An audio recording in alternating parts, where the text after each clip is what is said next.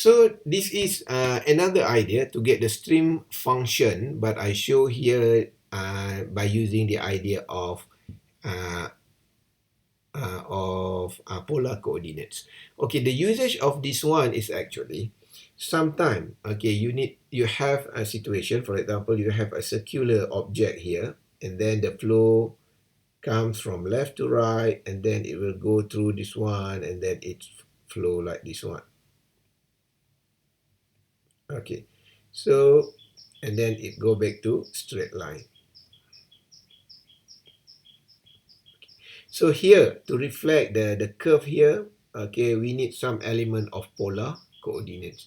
So normally we will say that it's for ideal flow. So means that if there are no resistance, so means that the flow will flow, the molecule will flow straight like this, and then it will reach the surface of the cylinder, and then it will go like this, and then at this point it will go straight like that one. So means that, okay, to reflect the idea of the curve here, so we use the idea of polar coordinates.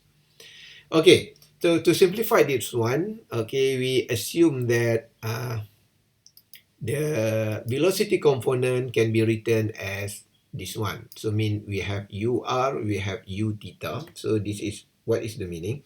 So this is the meaning if we have a cylinder here. So let's say we have one point here.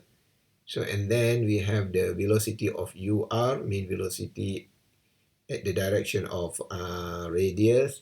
And then this is the U theta. Okay, so at this point, the component is shown like this one. Okay, in this equation, I think you still remember the value of A here is actually the radius of this one. Okay, so this is where we have an A here. So and then how to change or how to use these velocity components to validate your stream function. So first we use the Cauchy-Riemann equation. So for Cauchy-Riemann equation, the relationship between stream function and UR is stating like this. Okay, so we have a UR equal d psi over r d theta. And then we equalize with this u cos theta 1 minus a square over r square.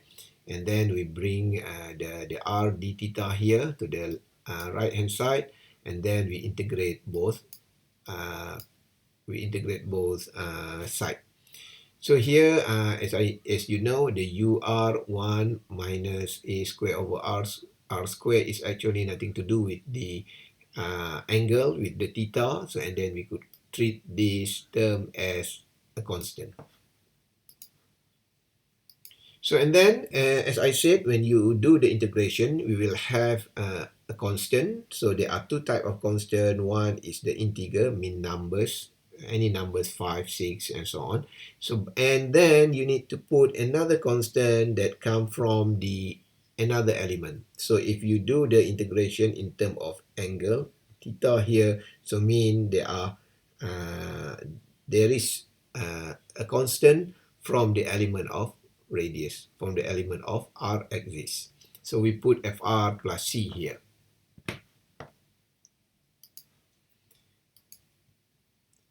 So and then we assume that psi is equal to 0, and then we substitute everything, so we get the value of c is equal to 0, and then we could eliminate the element there. So the angle theta is 0, so we get the value of c is equal to 0. So and then what we need to do is we need to use another value, which is the u theta, and then we equalize with another Cauchy-Riemann equation, which is d psi over dr equal minus u theta. And then we found that it is equal to this one according to the terms here. So because we have a negative sign, so we just put negative sign here, both sides. So and then we have this one, and then it is equal to Uh, so here, okay, and then the trick is the same. So we have this term, the psi. We have psi here. So and then what we do is we put dr here. We differentiate into dr. So and then from here you just do the d psi dr. So and then the terms here you just equalize with the terms at this one. So I hope you could see the process here.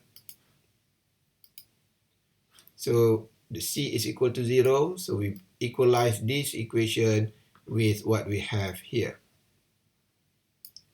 So and then we need to solve this one. So as you know that we need to integrate the terms. Okay, so here there are two ideas, whether you do the integration and then you found what is the value of fr, or you could have some comparison between these two terms. So if you could see this term, you will find that in this term, okay, there are no terms in fr. So means that we could assume that the fr is equal to 0. So if you have problem, you could do the integration like the previous one as I show you. So and then you could say that the dr here, the fr here is equal to 0. So we assume that the fr is equal to 0. Then we could make conclusion that the stream function here is negative ur sine theta in bracket 1 minus a square over r square. Okay, the a here is the radius and then the u here is the free stream velocity. So if you have a cylinder here and then the velocity that comes like this is a u, a capital U. And then the a here is the maximum value of radius here. So this is the idea of if you want to read about this, okay, please read in topics of flow around cylinder.